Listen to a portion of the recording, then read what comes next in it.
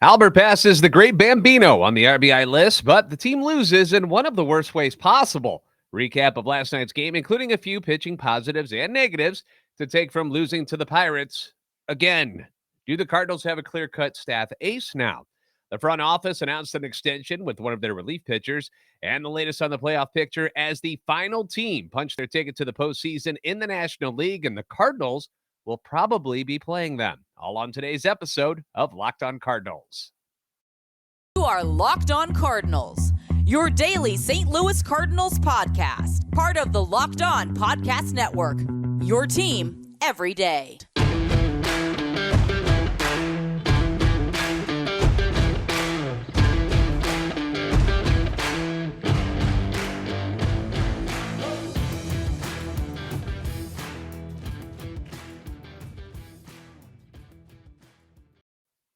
Hey there, Cardinals fans. I'm JD Haffron. I'm a national radio sports anchor, born and raised in the Lou, and a lifetime Cardinals fan, and I am your host for Locked On Cardinals, part of the Locked On Podcast Network, covering your team every day.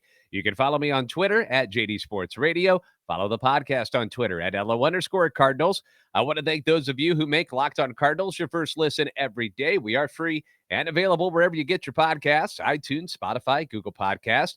We're also available on YouTube. Make sure you like, subscribe, hit that notification button, and comment so you can interact with us. This is a show serving Cardinal Nation and giving the best fans in baseball all of the info about the birds on the bat. So another day, another loss to the Pirates. All right, so it's not that big of a deal, but I hate losing. I absolutely hate losing. I'm like Brad Pitt in Moneyball. I don't have the good looks of Brad Pitt, but I hate losing more than I even want to win. That's one of his quotes from Moneyball. And I understand that in the grand scheme of things, these games against Pittsburgh don't mean anything in the standings or playoff seeds. But at the same time, you're losing to the Pirates in back-to-back games. These are the same Pirates who are one loss away from triple-digit losses. And I know the Cardinals didn't put out their A squad last night as they choose to give some of their main guys some extra rest. Nolan Arenado, late scratch that freaked some people out online, but president of baseball operations and the giver of easily the most boring speech on Sunday during the Albert Yachty pregame ceremony, John Mozeliak, said that the late change was precautionary with no reason to push through anything. So that could mean Nolan was maybe just a little bit sore. Maybe his back tightened up some. Perhaps he had a tummy ache. We don't know. We don't know. They didn't specify it, but they didn't seem all concerned about it either. So no Arenado in the lineup last night. Instead, they had Juan Yepez at third. No Yachty, which is to be expected. So you had Kisner in there. No Tommy Edman, which meant we got the black hole of hitting himself, Paul DeJong, in at shortstop. Is watching DeJong hit one of the most painful experiences of the season? It's awful. It is a miracle when he even puts the ball in play anymore. Not to get a hit, just to make contact and put the ball in play. 3 more strikeouts last night. And I know he's got a steady glove, but I still cannot believe the Cardinals never found a steady offensive option to back up the middle infielders. And I hope it doesn't bite them in the playoffs. I never thought I'd miss Pete Kozma so much in my life, but here we are. Where are you, Pete Kozma? But other than that, you still had Donovan, Nootbaar, Goldie, Albert, Dickerson, who I guess with O'Neill out as your starting left fielder, Carlson in center. All of them took the field last night in Pittsburgh against the right-hander Mitch Keller. Now, in my mind, it's still a pretty competitive lineup, okay? Especially against the Pirates. And like I said, these games, they don't mean anything. They're basically a tool to get the guys who aren't hitting a chance to get right again. And for some guys who don't play much, to get some at-bats and get some in-game action, because come playoff time, they're going to be right in the pine. So they're hopefully not going to have to play like a Paul DeJong, who will probably make the postseason roster because he can play middle infield. He can play shortstop, and he's pretty good defensively. He just can't hit a lick. But hopefully they don't have to play unless something horrific happens that they would need to start. Heaven forbid that happens. Fingers crossed that that's not something that goes on. On the mound, they had former Pirate Jose Quintana starting, and the idea was to do exactly what they did, and that was to have him toss a couple of innings. Then Miles Michaelis would come in and do the same, hand things off to the bullpen, and their blueprint worked to a T. The Cardinals used both Quintana and Michaelis for 3 innings in the game in Pittsburgh in their final appearances before getting starts in the best-of-3 wildcard round. Manager Ali Marmol has not announced the team's rotation for that series, kind of waiting to see why or who the Cardinals will be playing in the series that begins on Friday night at Busch Stadium. As of right now, it looks like it's going to be the Phillies. Quintana did not allow a run last night. Threw 38 pitches over 3 innings, allowed 1 hit, 1 walk. He did allow a leadoff single in the first, but then he retires 7 of the other 8 hitters that he faces, getting a double play after a walk in the third. And is it crazy to say that Jose Quintana has been the staff ace since they got him? Let me drop the stats on you. 3-2 on the season with the Cardinals. His ERA, though, now down to 2.01 since joining the team. And in his last 6 starts in September and now October from last night, he's 2-1 with an ERA of 0.81. That's absurd. Now, sure, he faced the Nationals, the Pirates twice. He faced the Reds, but he also faced the Dodgers and the Brewers in that same time frame. Shut out the Dodgers for 6 2/3 and only gave up 1 run to Milwaukee in 5 innings. If there has been a downside at all to what Jose Quintana has done since he got here, it's that he doesn't go deep into games, that he won't throw 7, 8 innings normally. But that's about all you can complain about. He's been that good. Last night, the 2 teams were scoreless until the 6th inning when Goldschmidt hits a leadoff single, and then Albert Pujols steps up to the plate, does what he does best against the Pirates, and that's hit home runs. His 24th of the season. He zipped it down the line over the left field wall to give the Cardinals a 2-0 lead. And the home run not only added to his career total, giving him 703, but it also put him past the Sultan of SWAT, the King of Crash, the Colossus of Clout, Babe Ruth, the great Bambino for second on the all-time RBI list. I'll have more on this moment later on in the show in segment 2, so stick around for that. Back to the mound where Michaelis came in next for Ali and followed the same plan as Quintana. Throws 3 innings. Oddly enough, he only threw 38 pitches too. Strange that they both only had to throw 38 to get through 3 innings. A little less effective than Jose. Gave up 1 run on 3 hits. Didn't walk anyone, but he also didn't strike out anyone either. For those keeping score at home, the runoff Michaelis came across after he allowed 2 doubles in the 6th inning following the Pujols stinger. And for my ultra stat geeks, here's a good one for you. Last night was Michaelis' first relief appearance since July 31st of 2013. That's when he played with the San Diego Padres, and that ended a streak of 115 consecutive starts for Miles. Again, Michaelis, Quintana, they were both just getting in their reps as they prep for the postseason start, so I'm not concerned about the lack of strikeouts. These two, they're ready to go when the real games begin. The bullpen, however, some good, but mostly bad last night. Steven Matz. How about Steven Matz? Worked a 1-2-3 7th. He looks great, and he's ready to do his part out of the bullpen in the wild card series, whether long relief, whether it's 1 inning, whatever you need out of them. That's a pretty cool weapon to have for Ali in the postseason. But Andre Palante gives up that leadoff home run in the 8th inning to tie the game 2-2, and then Giovanni Gallegos absolutely craps the bed in the 9th inning. He walks the bases loaded with nobody out. Ali comes out, pulls him to bring in JoJo Romero against O'Neal Cruz, and he throws 4 straight balls out of the zone, walks in the winning run. Cardinals lose 3-2. Just a hideous, absolutely hideous performance by Gallegos and Romero in the 9th inning. I mean, 4 straight walks to walk in the winning run against the Pittsburgh Pirates. Now, for those of you who listen to the podcast regularly, you know my disdain for walks. And for those of you who are new here, I hate walks. I'd rather see somebody hit the ball 500 feet off a pitcher who was attacking the zone than watch a pitcher dance around the zone, continuously walk hitters. It's boring. It's inexcusable. And it just brings the entire team down.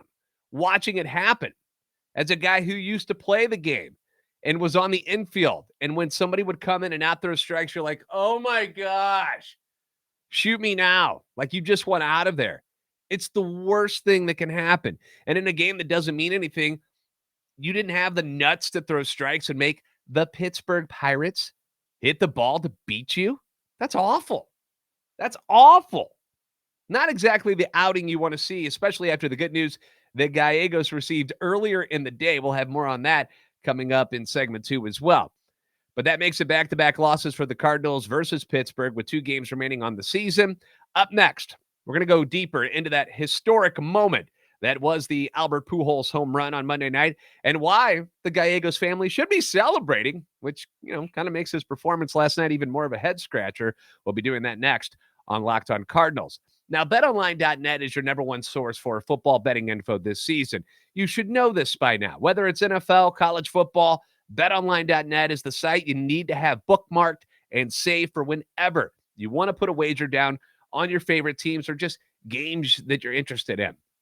You can find all of the latest player developments, team matchups, news. They've got podcasts, in-depth articles, analysis. They got it all on every game you can find. And as always, BetOnline remains your continued source for all your sport wagering information with live betting and up-to-the-minute scores for every sport that's out there. The fastest and easiest way to check in on all your favorite games and events. And as prominent as football is, that's not the only thing going on. They don't stop there with BetOnline. That includes Major League Baseball. You got the playoffs coming up this weekend. You want to put a friendly wager down on the Cardinals? Go for it. MMA, boxing, golf, the Shriners Children's Open coming up this weekend in Las Vegas. Week 5 of the NFL season will start on Thursday. You got the Colts at the Broncos. You got some major running back injuries to keep an eye on in that one with Javonte Williams out for the Broncos and then Jonathan Taylor for the Colts, banged up a bit. Not sure if he's going to play yet. A lot of things up in the air for that one, but it's fun. Putting a wager down, something you can afford. Don't go crazy and just lose all your money. Don't do that, but be smart about it. Head to betonline.net and use your mobile device to learn more about it. BetOnline, it's where the game starts.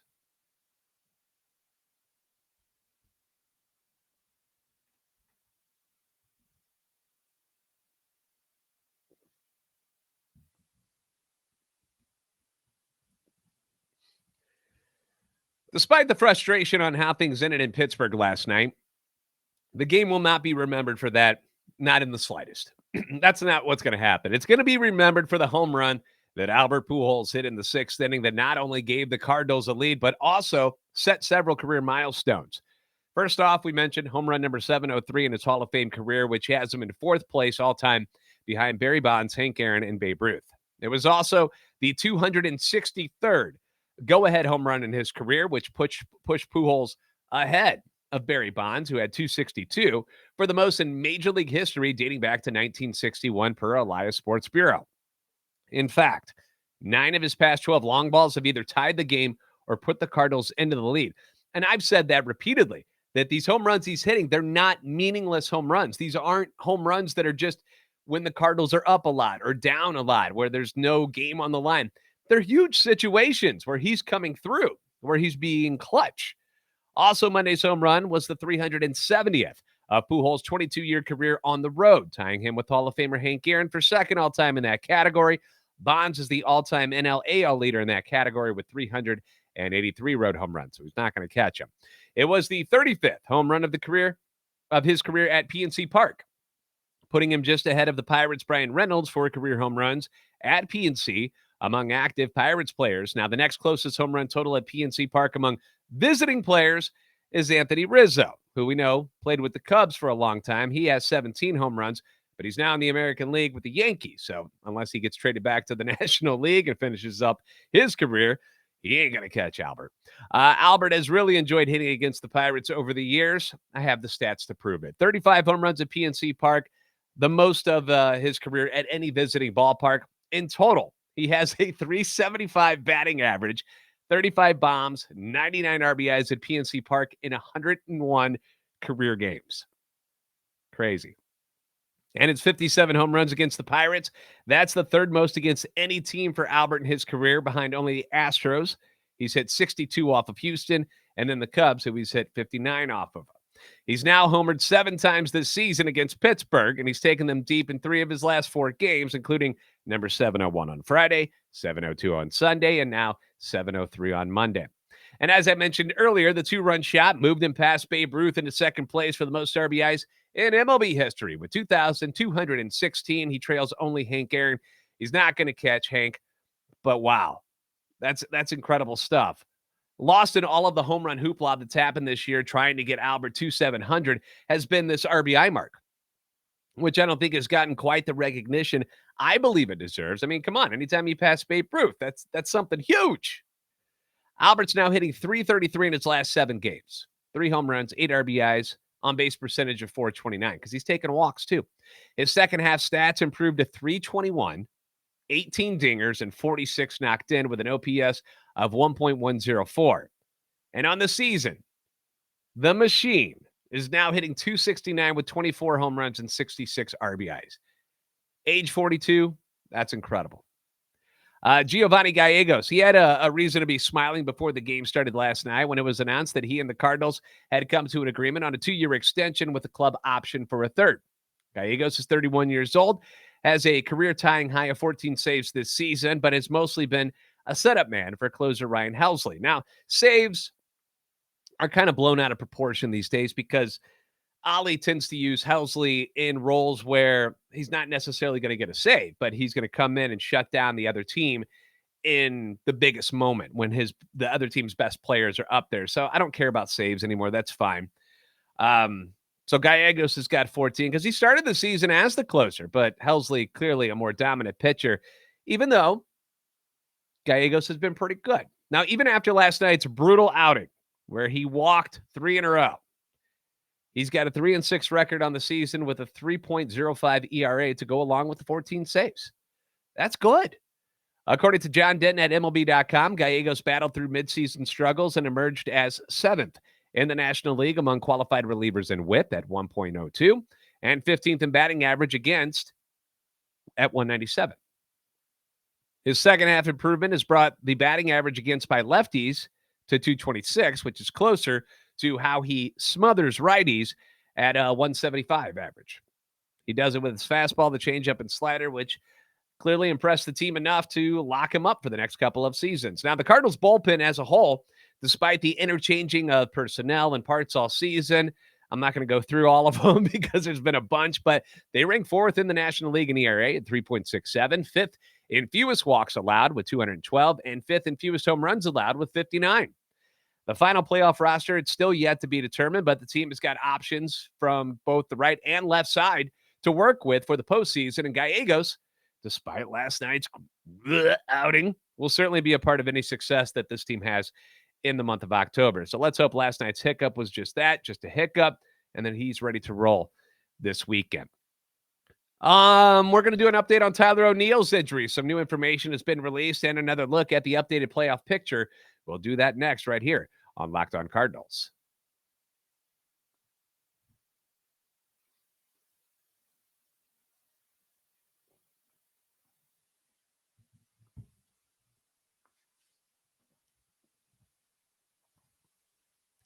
So Tyler O'Neill, been out for a while with that hammy issue, took several at-bats in a simulated game on Monday afternoon in Pittsburgh. He is expected to do the same on Tuesday and Wednesday as the Cardinals try to determine if his sore hamstring is healthy enough for him to be on the roster for the wild card round. The Cardinals did bring a taxi squad to Pittsburgh that included O'Neill, Jordan Hicks, who was very close to returning as well. Still not sure if we're going to see him in this Pittsburgh series. I'd like to see him get out there for an inning. Whether they think it's necessary or not, that's up to Ollie and the guys. Infielder Nolan Gorman's on this taxi squad, catcher Ivan Herrera, and lefty relievers Packy Naughton and Genesis Cabrera. Could one or more of them be added to the postseason roster? We shall see. Again, watching DeYoung hit or try to hit or whatever the hell he calls that at the plate, it makes my eyeballs hurt. Can Gorman really be worse than this? Like, can he? It'd be tough. I mean, I'm not even kidding. DeYoung barely puts the ball in play. He's awful. He's so bad. Is that really giving the Cardinals the best chance to win when he comes to the plate? I don't know, man. I'm just so over it. Playoff picture, the Phillies are in and the Brewers are out. That happened last night with their 3-0 win over the Astros. They lock up the final NL wildcard spot, ending an 11-year playoff drought in Philadelphia. But we still don't know where anyone is officially seated in the National League playoff picture, except for the Dodgers, who are at number 1, and then the Cardinals at number 3. In the NL East race, where everything's all crazy. The Mets caught a break after their game with Washington was washed away as the Braves fell to the Marlins in their series opener, bringing them within 1.5 games with 3 games left on their schedule.